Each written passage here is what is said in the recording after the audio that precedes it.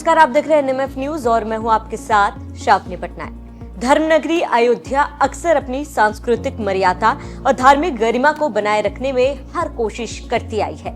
इसी कड़ी में श्री राम की पावन नगरी में अब रामपथ केवल एक मार्ग नहीं बल्कि श्रद्धा, आस्था और मर्यादा पुरुषोत्तम की परंपरा का प्रतीक बन गया है। अयोध्या को एक आदर्श और आध्यात्मिक नगरी के रूप में विकसित करने के लिए नगर निगम ने बड़ा फैसला लिया। अयोध्या नगर निगम ने बड़ा कदम उठाते हुए रामपथ पर मांस, मदिरा, तंबाकू और कुछ विज्ञापनों पर भी रोक लगाने का प्रस्ताव पारित किया है। नगर निगम ने ये फैसला क्यों लिया, चलिए समझाते हैं।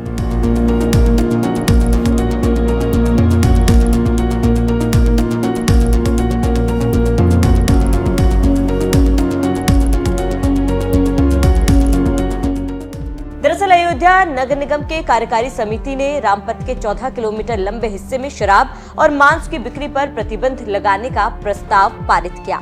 यही नहीं, इसके साथ अंडरगारमेंट्स के विज्ञापन लगाने जाने पर भी रोक लगा दी गई। अयोध्या राम मंदिर रामपथ पर स्थित है और रामपथ अयोध्या और फैजाबाद शहर को जोड़ने वाला एक महत्वपूर्ण मार्ग है। ये प्रतिबंध केवल मांस, मदिरा ही नहीं, पान, गुटखा, बीड़ी, सिगरेट और पुरुषों और महिलाओं दोनों के अंडरगारमेंट्स के विज्ञापन पर भी लागू होगा। अब आपको बताते हैं कि ये फैसला क्यों लिया गया।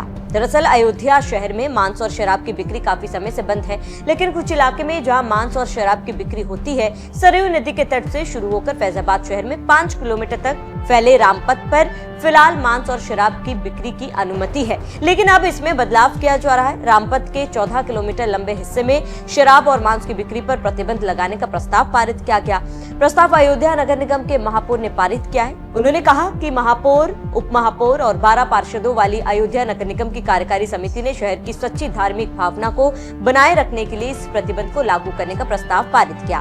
कार्यकारी समिति में केवल एक मुस्लिम पार्षद सुल्तान अंसारी शामिल है, जो भाजपा से है। वहीं गिरीशपति त्रिपाठी ने आगे कहा कि जिस पद से भगवान का नाम जुड़ गया उसकी अपनी गरिमा है, उस पद पर ये सब काम नहीं होने चाहिए। महापौर ने क्या कहा, सुनिए।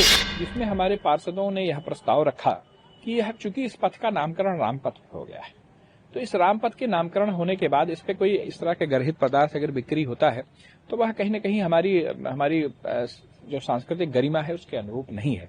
यह बात हमको भी समझ में आई और हम लोगों ने एक प्रस्ताव पारित करके हम एक जिलाधिकारी को पत्र भेजा जा रहा है, जिसमें उनसे इस बात के लिए अनुरोध किया जाएगा कि रामपथ पर जो शराब की दुकानें हैं उसे बंद कर दी जाए और जो यहाँ पर मांस विक्रेताओं की दुकानें उनसे भी उनको भी नोटिस किया जा रहा है कि ये दुकानें अपनी शिफ्ट कर लें, कहीं रामपथ पे न करें।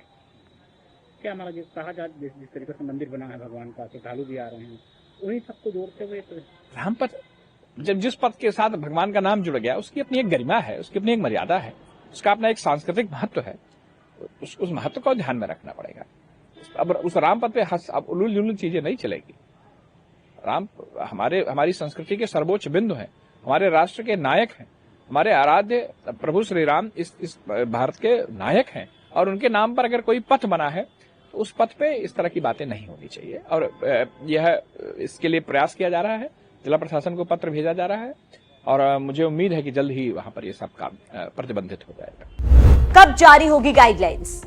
इस फैसले का उद्देश्य अयोध्या में लागू प्रतिबंधों को पूरे रामपथ पर लागू करना है, जिसमें फैजाबाद शहर के अंदर के क्षेत्र भी शामिल है। इस प्रतिबंध को लेकर पूरी जानकारी जल्द ही नगर निगम घोषित करेगा। जल्द ही नगर निगम यह बताएगा कि यह नियम कब से लागू होगा और इसे कैसे लागू किया जाएगा। बहरहाल राम मंदिर के निर्माण के बाद सरकार की तरफ से विकास के लिए लगातार काम किया जा रहा है। अयोध्या के लोगों के साथ साथ रामलला के दर्शन के लिए दूर दराज से आए लोगों को किसी भी तरह की कोई परेशानी ना हो, इसका खास ख्याल खुद सीएम योगी रख रहे हैं। इसी कड़ी में मांस, शराब, गुटखा आदि की बिक्री पर बैन लगाना यूपी सरकार का एक ऐतिहासिक फैसला माना जा रहा है।